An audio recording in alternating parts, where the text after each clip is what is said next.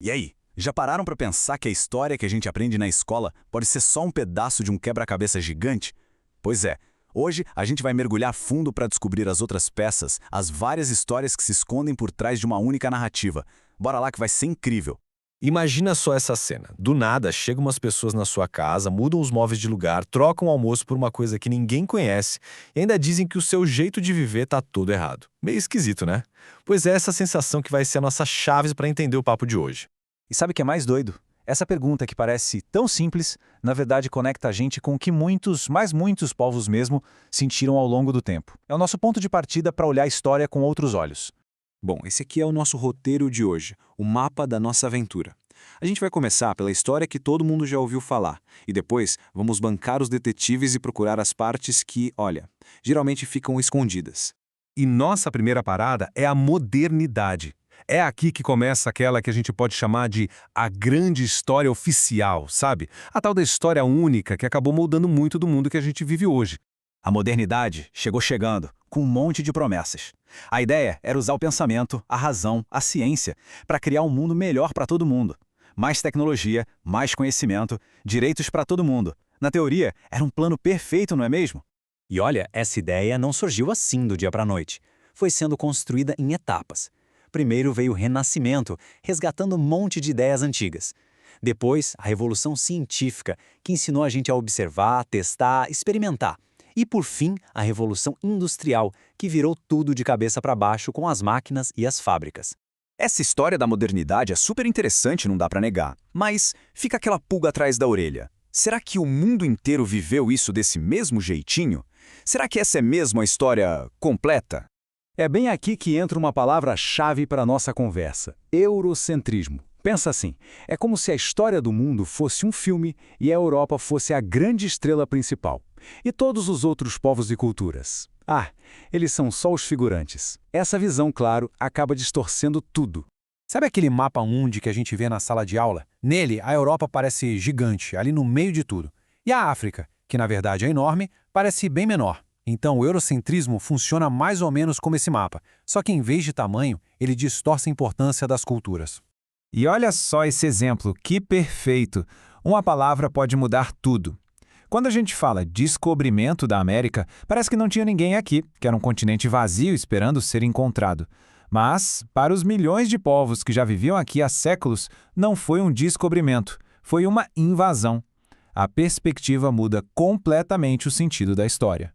Então, o que será que acontece quando a gente decide procurar as páginas que foram arrancadas ou esquecidas no livro de história? Aí, meu amigo, começa uma investigação de verdade para descobrir todos os mundos que essa história única tentou esconder. 200? 300? Não! Mais de 500! Esse número é de cair o queixo. É a quantidade de povos indígenas diferentes que existem só no Brasil hoje. Cada um com sua língua, sua cultura, seus costumes. Isso já mostra que a diversidade por aqui sempre foi a regra, e não a exceção. E o continente americano era um verdadeiro celeiro de civilizações espetaculares. Os maias eram craques em matemática e astronomia. Os astecas construíram uma cidade, Tenochtitlán, que era maior e mais limpa que muitas cidades da Europa na mesma época. Os incas tinham uma organização social que era de outro nível. E os tupinambás, aqui no nosso quintal, conheciam a natureza como ninguém. Apagar tudo isso da história é perder um pedaço gigantesco do que é ser humano. Ok, agora vamos entender uma coisa bem importante. A modernidade não é só vilã nem só mocinha. Ela é complexa. E para entender essa complexidade, a gente pode usar a imagem de um pêndulo, sabe? Aquele que fica balançando de um lado para o outro. Esse pêndulo da modernidade funciona assim. Para um lado, ele balança trazendo a promessa de inovação, de tecnologia, de liberdade, coisas muito boas. Mas aí ele balança para o outro lado, trazendo junto os problemas que esse mesmo avanço criou. E aqui está o X da questão. De um lado do balanço, a gente tem o progresso, a ciência, a liberdade. Demais! Mas do outro lado, o que a gente vê? Mais desigualdade, a natureza sendo destruída e muita gente se sentindo sozinha, desconectada. A mesma força que constrói coisas incríveis também pode destruir. E essa diferença de olhar é brutal. Enquanto a modernidade muitas vezes olhou para a natureza e viu só recursos para explorar, muitos povos originários sempre se entenderam como parte da natureza. Para eles, cuidar do rio, da floresta, dos animais, é cuidar de si mesmo. É uma lição muito, muito poderosa, né? Certo. Estamos chegando ao fim da nossa jornada. Mas a grande pergunta que fica é, tá, mas por que a gente está discutindo tudo isso agora? O que isso tem a ver com a nossa vida hoje? A resposta é tudo, porque a história não está trancada no passado, ela está acontecendo agora, moldando quem a gente é. E o motivo principal é este aqui. Quando a gente conhece e respeita as várias histórias e não só uma, a gente aprende a respeitar as diferenças. A gente entende que existem muitos jeitos de ser, de pensar, de viver. E isso é o ingrediente secreto para construir um mundo com mais justiça e mais empatia para todo mundo.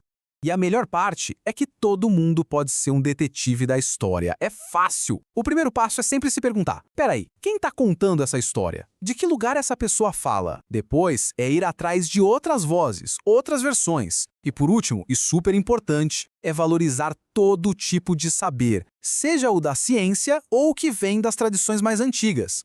Então fica essa provocação para a gente. A história não é um livro com começo, meio e fim. Ela é uma biblioteca inteira com infinitas prateleiras cheias de histórias fascinantes. E a nossa aventura de descobrir todas elas, essa tá só começando. Até a próxima!